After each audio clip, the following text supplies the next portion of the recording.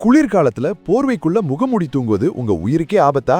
நமக்கு ரொம்ப பிடிச்ச இந்த பழக்கம் உங்க உடம்புக்குள்ள என்னென்ன ஆபத்தை உருவாக்குதுன்னு தெரியுமா? அடுத்த 50 வினாடில முழு உண்மையும் தெரிஞ்சுக்கோங்க. இப்போ வடகிழக்கு பருவக்காற்றுல நைட்ல செம சில்லுன்னு இருக்கும்ல, அப்போ போர்வைக்குள்ள முகம் தெரியாம சுருண்டு படுத்து தூங்குற சுகமே தனி. இப்போ எல்லாரும் இத பண்ணிட்டு இருப்போம். ஆனா உண்மை என்னன்னு தெரியுமா? டாக்டர்ஸ் ஒரு பயங்கரமான எச்சரிக்கை கொடுத்திருக்காங்க. நீங்க முகத்தை போர்வையால மூடும்போது போர்வைக்குள்ள இருக்கிற ஆக்சிஜன் அளவு டக்குன்னு 15% இருந்து 20% வரை குறைஞ்சிருமா. ஆக்சிஜன் பற்றாக்குறை.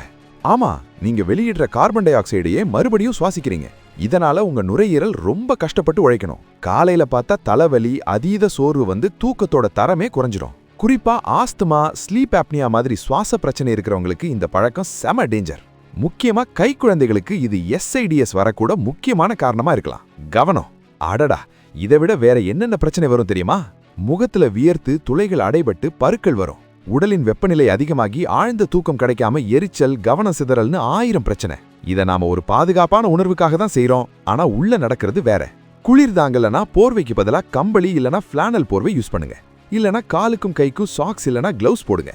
இந்த மாதிரி சிம்பிள் ஹேபிட்ஸால வர்ற உடல் நல பாதிப்பை நம்ம தடுக்கணும். இனிமேலாவது முகத்தை மூடி தூங்குறத மெதுவா மாத்தி ஒரு காற்று பாதை உருவாக்கிட்டு தூங்குங்க. இனிமே நீங்க முகத்தை மூடி தூங்குவீங்களா? கமெண்ட் செக்ஷன்ல உங்க பதில சொல்லுங்க. இந்த முக்கியமான தகவலை உங்க ஃப்ரெண்ட்ஸுக்கும் ஷேர் பண்ணிட்டு நம்ம சேனலை சப்ஸ்கிரைப் பண்ணுங்க. ஆபத்தான தூக்க பழக்கத்தை மாற்றுவோம்.